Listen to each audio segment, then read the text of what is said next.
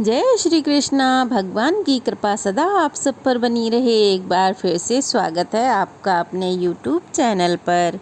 अब सुनिए आगे की कथा। मुनि बोले, हे ब्राह्मण, आपके मुख से निकले हुए पुण्य धर्ममय अमृत वचनों से हमें तृप्ति ही नहीं होती, बल्कि और अधिक सुनने की उत्सुकता बढ़ती ही जाती है। मुने, आप परम बुद्धिमान हैं और प्राणियों की उत्पत्ति, लय और कर्म गति को जानते हैं। इसलिए हम आपसे और भी प्रश्न करते हैं। सुनने में आता है कि मुनिवर, यमलोक का मार्ग बड़ा दुर्गम है। वह सदा दुख और क्लेश देने वाला है और सभी प्राणियों के लिए भयंकर भी है। उस मार्ग की लंबाई कितनी है और मनुष्य उस मार्ग से यमलोक की यात्रा किस प्रकार करते हैं? मुने, कौन सा ऐसा उपाय है जिससे नरक के दुखों की प्राप्ति ना हो सके?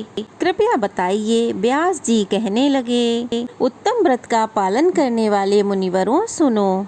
यह संसार चक्र प्रवाह रूप से निरंतर चलता ही रहता है।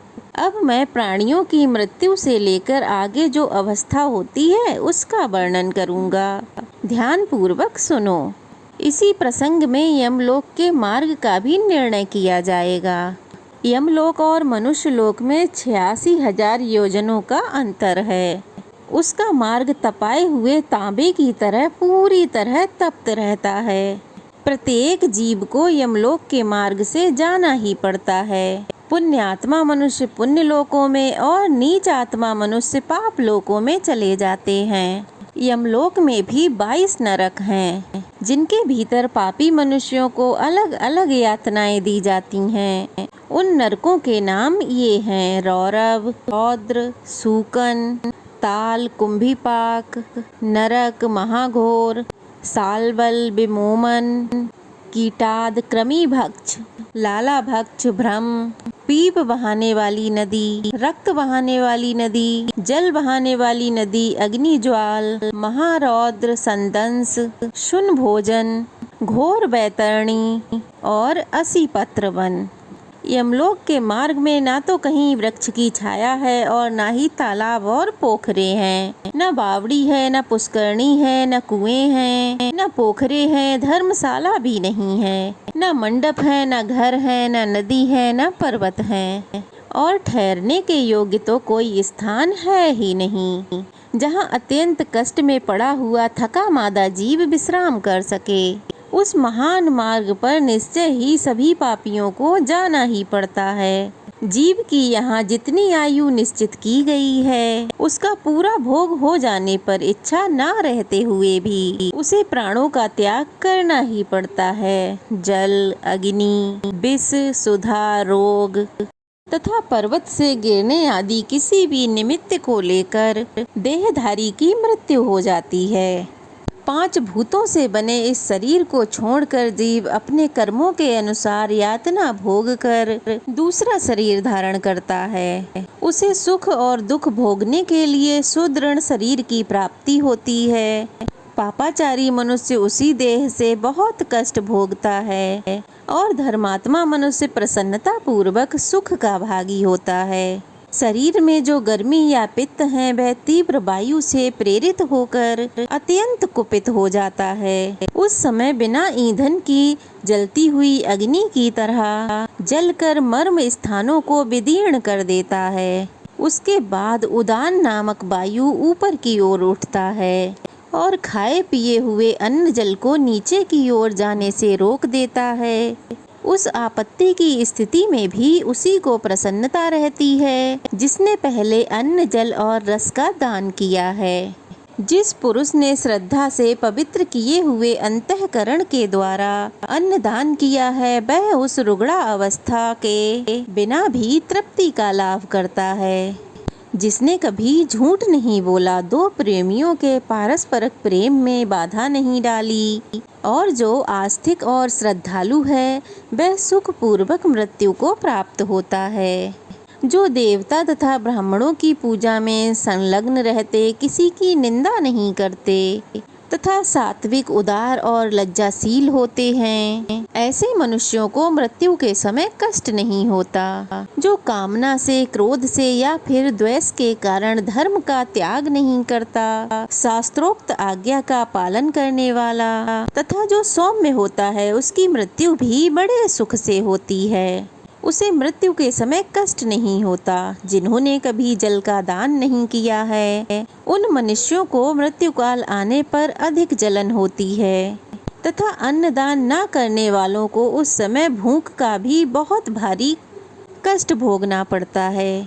जो लोग जाड़े के दिनों में लकड़ी दान करते हैं, वे शीत के कष्ट को जीत लेते हैं। जो चंदन दान करते हैं, वे ताप पर विजय पा लेते हैं। और जो कभी किसी भी जीव को परेशान नहीं करते, वे मृत्यु काल में प्राणघातिनी क्लेशमयी वेदना का, पीड़ा का अनुभव नहीं करते। ज्ञानदाता मनुष्य मोह पर और दीप दान करने वाले अंधकार पर विजय पा लेते हैं।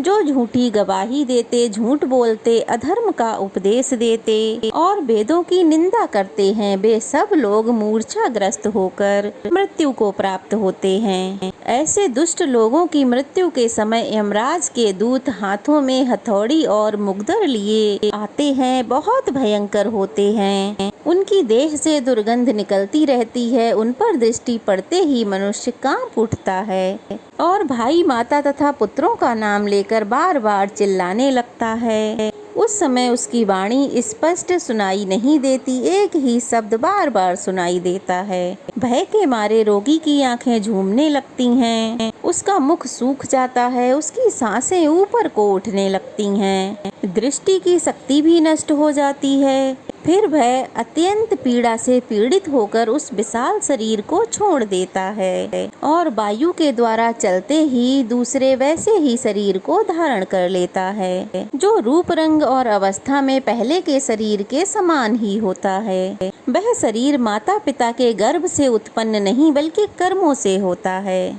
और यातना भोग करने के लिए ही मिलता है। उसी से यातना भोगनी पड़ती है। उसके बाद यमराज के दूत जल्दी ही उसे दारुण पासों से बांध लेते हैं। मृत्यु काल आने पर जीव को बड़ी पीड़ा, बड़ा दंड होता है, जिससे वह बड़ा व्याकुल हो जाता है। उस समय सब भूतों से उसके शरीर का संबंध टूट जाता है। प्राण वायु कंठ तक आ जाती है और जीव शरीर से निकलते समय जोर जोर से रोता है।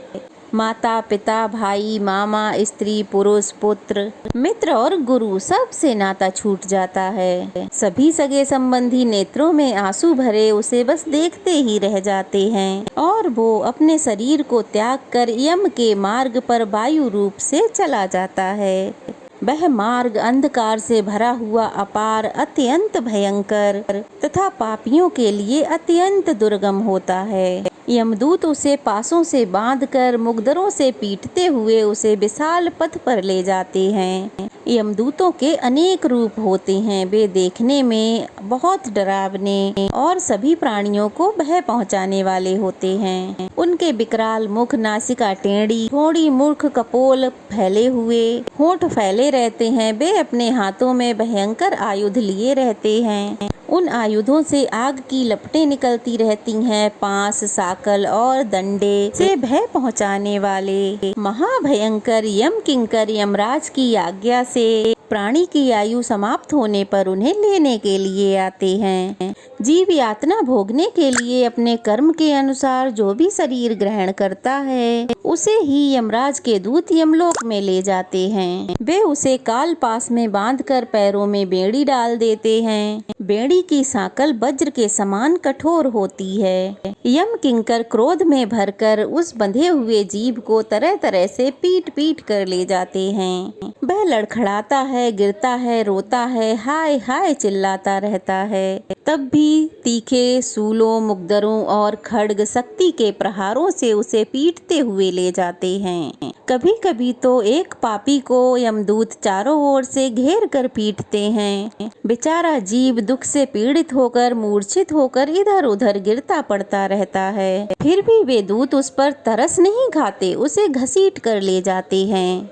कहीं भयभीत होते, कहीं दुख पाते, कहीं लड़खड़ाते और कहीं जोर जोर से दुख से चीखते चिल्लाते मनुष्यों को उस मार्ग से जाना होता है। यमदूतों की फटकार से वे भय से कांपने लगते हैं और कांपते हुए शरीर से दौड़ने लगते हैं। यमलोक के मार्ग पर कांटे बिछे होते हैं, कहीं तपती हुई बालू मिलती है। जिनने दान नहीं किया है वे उस मार्ग पर तपते हुए पैरों से चलते हैं। जीवों की हिंसा करने वाले मनुष्यों के सब ओर मरे हुए बकरों की लाशें पड़ी होती हैं, जिनकी जली और फटी हुई चमड़ी से दुर्गंध आती रहती है। वे पीड़ा से पीड़ित होकर जोर जोर से चिल्लाते हुए यम मार्ग की यात्रा करते हैं। शक्ति, भिंडीपाल, खड्ग, तोमर, बाण और तीखे नोक वाले सूलों से उनका अंग अंग छेद दिया जाता है। कुत्ते, बाघ और कौवे उनके शरीर का मांस नोच नोच कर खाते रहते हैं। मांस खाने वाले लोग उस मार्ग पर चलते हुए आरे से चीरे जाते हैं। सुअर अपनी दाढ़ों से उनके शरीर को चीरते हैं। जो अपने ऊपर विश्वास करने वाले स्वामी, मित्र या स्त्री की हत्या कराते हैं वे शस्त्रों द्वारा छिन्न भिन्न और व्याकुल होकर यमलोक के मार्ग पर जाते हैं। जो निरपराध जीवों को मारते और मरवाते हैं वे राक्षसों के ग्रास बनकर उस मार्ग से यात्रा करते हैं।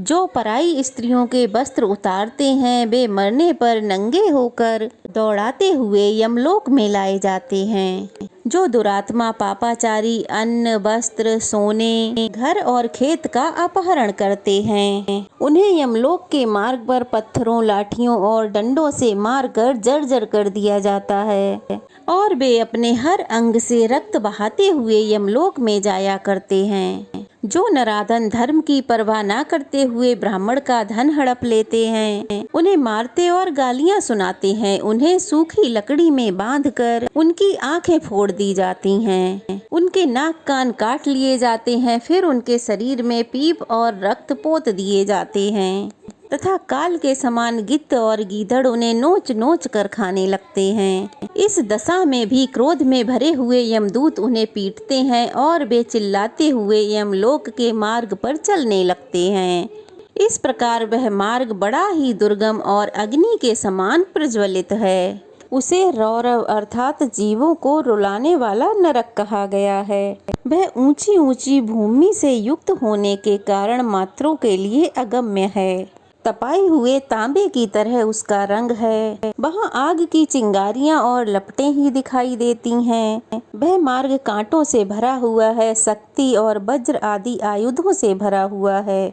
ऐसे कष्टप्रद मार्ग पर निर्दयी यमदूत जीव को घसीटते हुए ले जाते हैं। सब प्रकार के अस्त्र शस्त्रों से उन्हें मारते रहते हैं। इस तरह पापी और अन्यायी मनुष्य विवश होकर मार खाते हुए दुर्धर्ष यमदूतों के द्वारा यमलोक में ले जाए जाते हैं। यमराज के सेवक सभी पापियों को उस मार्ग पर अवहेलना पूर्वक ले जाते हैं। जब अत्यंत भयंकर वह मार्ग समाप्त हो जाता है तब यमदूत पापी जीव को लोहे और तांबे से बनी हुई यमपुरी में प्रवेश कराते हैं और वह पुरी बहुत विशाल है। उसका विस्तार लाखों योजन का है।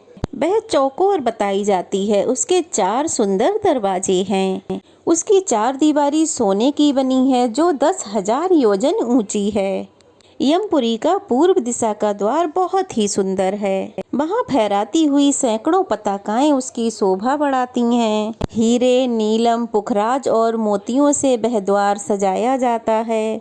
वहाँ गंधर्वों और अप्सराओं के गीत और नृत्य होते रहते हैं। उस द्वार से देवताओं, योगियों, गंधर्वों, मुनियों, सिद्धों, यक्षों और विद्याधरों का प्रवेश होता है। उस नगर का उत्तर द्वार घंटा, शंख, चवर तथा नाना प्रकार के रत्नों से अलंकृत है। वहाँ बीड़ा और बेनू की मनोहर ध्वनि गूंजती रहती है। गीत, मंगल गान तथा ऋग्वेद आदि के मधुर वचन होते रहते हैं। वहाँ महर्षियों का समुदाय शोभा पाता है। उस द्वार से उन्हीं पुण्यात्माओं का प्रवेश होता है जो धर्म का पालन और सत्य बोलने वाले हैं। जिन्होंने गर्मी में दूसरों को जल पिलाया और सर्दी में अग्नि का सेवन कराया है, अर्थात अग्नि तपाई है। जो थके मादे मनुष्यों की सेवा करते और सदा प्रिय वचन बोलते हैं, जो दाता, सूर और माता पिता के भक्त हैं तथा जिन्होंने ब्राह्मणों की सेवा और अतिथियों का पूजन किया है, वे भी उत्तर द्वार से ही यमपुरी में प्रवेश करते हैं। यमपुरी का पश्चिम महाद्वार तरह तरह के रत्नों से विभूषित है। विचित्र विचित्र मणियों की वहाँ सीढ़ियाँ बनी हुई हैं। देवता उस द्वार की शोभा बढ़ाते रहते हैं। वहाँ वेरी, मृदंग और शंख आदों की ध्वनि हुआ करती है। सिद्धों के समुदाय सदा प्रसन्नता में भरकर वहाँ मंगल गान गाया करते हैं।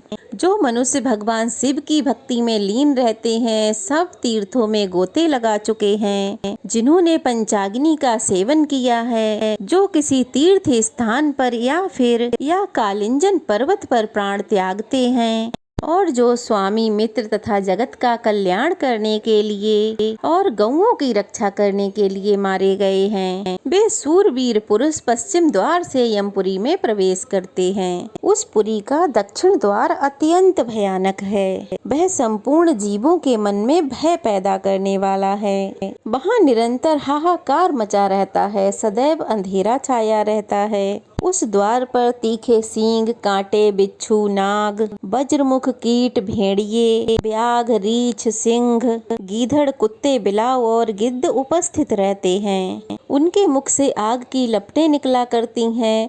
जो सदा सबका अहित करने वाले पापात्मा हैं, जो सबका अपकार करने वाले हैं, उन्हीं का उस मार्ग से पुरी में प्रवेश कराया जाता है। जो ब्राह्मण, गऊ, बालक, रोगी, शरणागत, विश्वासी, स्त्री, मित्र और निहत्थे मनुष्य की हत्या कराते हैं, अगम्य स्त्री के साथ संभोग करते हैं, दूसरे के धन का अपहरण कर लेते हैं, दूसरों की धरोहर हड़प लेते हैं, दूसरों को जहर देते हैं, दूसरों के घरों में आग लगाते हैं, पराई भूमि, घर, सैया, वस्त्र, आभूषणों की चोरी करते हैं, दूसरों के छिद्र देखकर उनके प्रति क्रूरता का कार्य करते हैं, सदा झूठ बोलते हैं, गांव, नगर तथा राष्ट्र को दुख देते हैं, झूठी गवाही देते, कन्या बेचते, अभक्ष्य भोजन खाते हैं, पुत्री और पुत्र वधू के साथ समागम करते, माता पिता को कड़वे वचन सुनाते और अन्य सभी पापों में संलग्न रहते हैं। वे सब दक्षिण द्वार से यमपुरी में प्रवेश करते हैं। मुनियों ने पूछा है, तपोधन पापी मनुष्य दक्षिण द्वार से किस प्रकार प्रवेश करते हैं? कृपया ये भी बताइए, ये भी हम सुनना चाहते हैं। कृपया आप विस्तार पूर्वक बताइए। तब व्यास जी ने जो कुछ भी कहा उसका वर्णन आप सभी अगले अध्याय में जरूर सुनिएगा। आज की कथा यहीं तक। कैसी लगी कमेंट बॉक्स में ज़रूर बताइएगा। अच्छी लगी हो तो वीडियो को लाइक कीजिएगा, ज़्यादा से ज़्यादा शेयर कीजिएगा, ढेर सारा प्यार और आशीर्वाद दीजिएगा। और अगर नए हैं तो प्लीज़ जल्दी से चैनल को सब्सक्राइब कर लीजिएगा। तो चलिए फिर मिलते हैं, तब तक के लिए जय श्री कृष्णा।